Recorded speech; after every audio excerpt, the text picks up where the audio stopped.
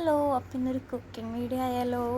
അപ്പോൾ ഇതാ ഞങ്ങൾ ഉണ്ടാക്കാൻ പോകുന്നത് അട പായസമാണ്. അപ്പോൾ ഇതാ ഒരു പാത്രത്തിൽ കുറച്ച് നെയ്യ് ഒഴിച്ചിട്ട് നമ്മൾ അടയിട്ട് നല്ല പോലെ ഒന്ന് ഇളക്കി കൊടുക്കുക. നല്ല രീതിയിൽ ഇളക്കി കൊടുത്തതിന് ശേഷം നമ്മൾ ശർക്കര പാനി അരിച്ചൊഴിച്ച് കൊടുക്കുക കേട്ടോ. നല്ല പോലെ ഒന്ന് ഒഴിച്ച് കൊടുത്തതിന് ശേഷം നല്ല രീതിയിൽ തന്നെ ഒന്ന് മിക്സ് ചെയ്ത് കൊടുക്കുക.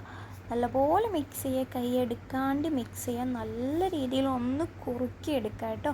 അപ്പോൾ തീ ഒന്ന് കൂട്ടി വെച്ചിട്ട് നല്ല രീതിയിലൊന്ന് മിക്സ് ചെയ്ത് കൊടുക്കുക.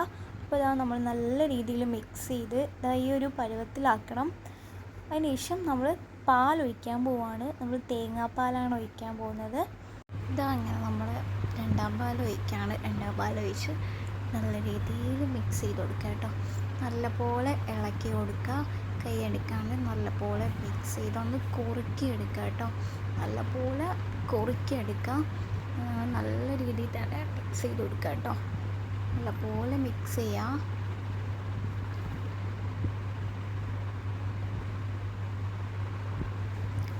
അതിന് ശേഷം നമ്മൾ ഒഴിക്കാൻ പോകുന്നത് ഒന്നാം പാലാണ്.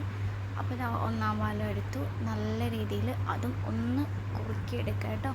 അത് നല്ല രീതിയിൽ മിക്സ് ചെയ്യുക. വേണമെങ്കിൽ ഒരു 1.5 സ്പൂണ് നെയ്യും കൂടെ ആഡ് ചെയ്ത് കൊടുക്കാം. ഇട്ട് നല്ല രീതിയിൽ ഒന്ന് മിക്സ് ചെയ്ത് കൊടുക്കുക കേട്ടോ.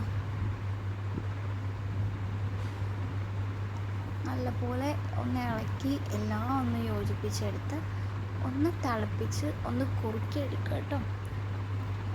അതിന് ശേഷം നമ്മൾ ഒരു പാൻ എടുത്ത് വെച്ചിട്ട് 2 സ്പൂൺ നെയ്യ്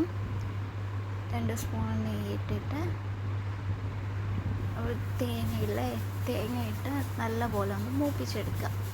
ഒരു ബ്രൗണിഷ് കളറാവുന്നവരെ തേങ്ങ ഒന്ന് ഈ നെയ്യിലിട്ടൊന്ന് വാട്ടിയെടുക്കുക.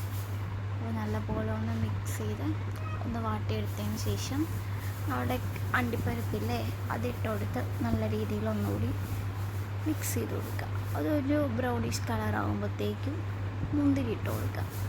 അങ്ങനെ മുന്തിരി ഇട്ട് അതും നല്ലപോലെ മിക്സ് ചെയ്തെടുക്കുക കേട്ടോ. അതും നല്ലപോലെ ഒന്ന് വശിക്കിയെടുക്കുക. അതിന് ശേഷം നമ്മൾ നമ്മുടെ പായസത്തിൽ ഇതിടാൻ പോവാണ്. അപ്പോൾ പായസം ഒന്ന് ഇളക്കി കൊടുത്തതിന് ശേഷം ഈ താളിച്ച് വെച്ചിരിക്കുന്നതിനെ കൂടി എടുത്ത് നമ്മൾ പായസത്തിൽ ഇടുകയാണ് കേട്ടോ.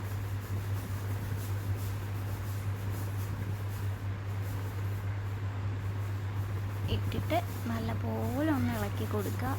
നല്ല രീതിയിൽ ഒന്ന് ഇളക്കി വെക്കുക കേട്ടോ. അപ്പോൾ നമ്മൾ ഏലക്ക ഇടാൻ മറന്നുപോയി. അപ്പോൾ ഞാൻ 2 ഏലക്ക കൂടി പൊടിച്ച് ഇട്ട് കൊടുത്തിട്ടുണ്ട്. എന്നിട്ട് അങ്ങനെ നമ്മൾ പായസം ഇവിടെ സെറ്റായിട്ടുണ്ട്. അപ്പോൾ നമ്മൾ പായസവും കൂട്ടി അടിപൊളി ഒരു സദ്യ കഴിച്ചു കേട്ടോ. അപ്പോൾ പായസവും പപ്പടവും പഴവും കൂടെ കൂട്ടി കഴിച്ചു. താളെ എക്സ്പ്രഷൻ നോക്കിയാൽ മതി, അടിപൊളി പായസമായിരുന്നു കേട്ടോ. അപ്പോൾ വീഡിയോ ഇഷ്ടമെങ്കിൽ ലൈക്ക് ചെയ്യാനും ഷെയർ ചെയ്യാനും മറക്കില്ലേ. ബൈ.